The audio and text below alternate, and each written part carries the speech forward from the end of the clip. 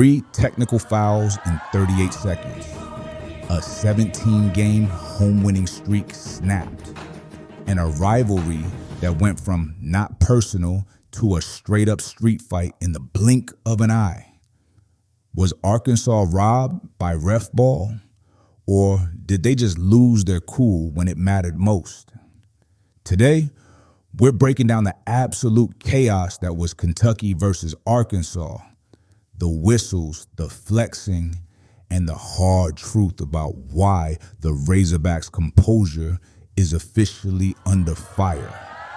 Let's get into it.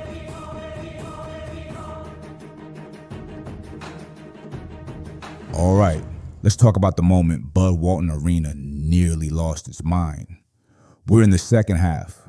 Kentucky is up by 5. And then Doug shows happen. In just 38 seconds, we saw a technical barrage that felt more like a WWE script than a basketball game. First, Kentucky's Brandon Garrison gets teed up for standing over Darius Acuff Jr. 22 seconds later, Muhammad Diobate gets hit with a technical foul, wait for it, flexing at a camera. And before the dust even settled, Mark Pope gets rung up for arguing a 10-second violation.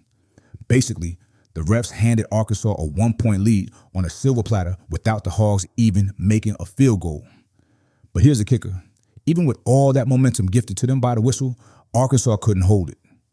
It's easy to blame the officiating, but when you're gifted a lead and still can't close, you got to look in the mirror.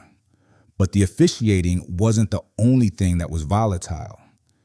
If you look at the stats, Arkansas has a much deeper problem brewing. A total lack of discipline.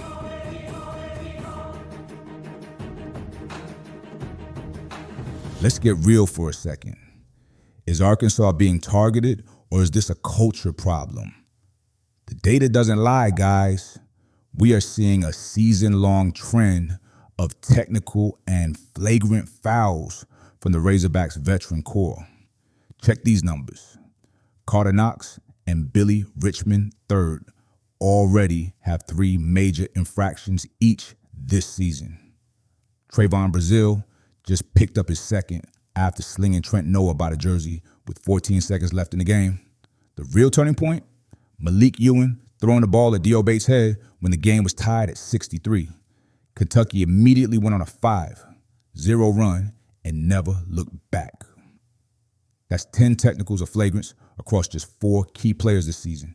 In the SEC, if you can't regulate your emotions in a war, you're going to get exposed every single time. And while everyone was arguing with the refs, Kentucky was busy doing the dirty work in the trenches.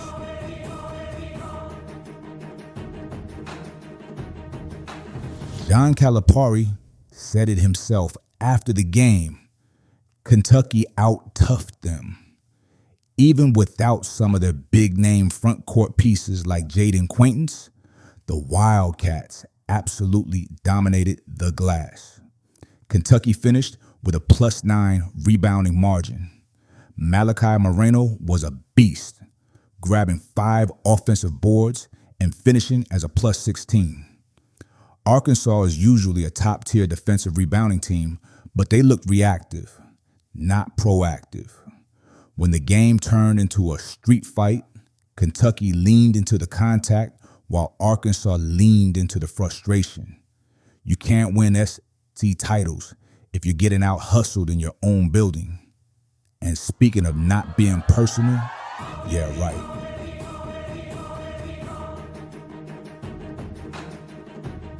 The pre-game narrative from the Arkansas camp was that this matchup wasn't personal. But the second the ball tipped, that facade crumbled. Kentucky raced out to a 14-5 lead, and Otega Owa, who dropped a season-high 24 points, made it very clear post-game. It was definitely personal. That emotional edge didn't distract Kentucky. It fueled them. They shot over 53% from the field. Meanwhile, Arkansas looked rattled. They shot 10% below their season average at the free throw line and went a dismal 3 of 14 from 3. The circus atmosphere worked for Kentucky, but it completely derailed the Hogs' offensive flow.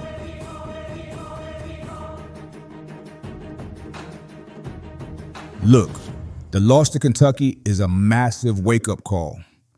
Arkansas is still ranked 15th, but their 16-6 record is looking fragile if they can't fix the internal fortitude. The refs didn't lose this game for Arkansas. The Hogs lost it by failing to rebound, failing to hit free throws, and failing to keep their cool. But what do you think? Was the 38-second technical barrage fair, or did the refs overstep? And can Arkansas actually make a deep run if they don't fix this discipline issue? Drop your thoughts in the comments. I want to hear from both the Big Blue Nation and the Razorback faithful on this one. Don't forget to smash that like button if you enjoyed the breakdown and subscribe for more SEC hoops analysis.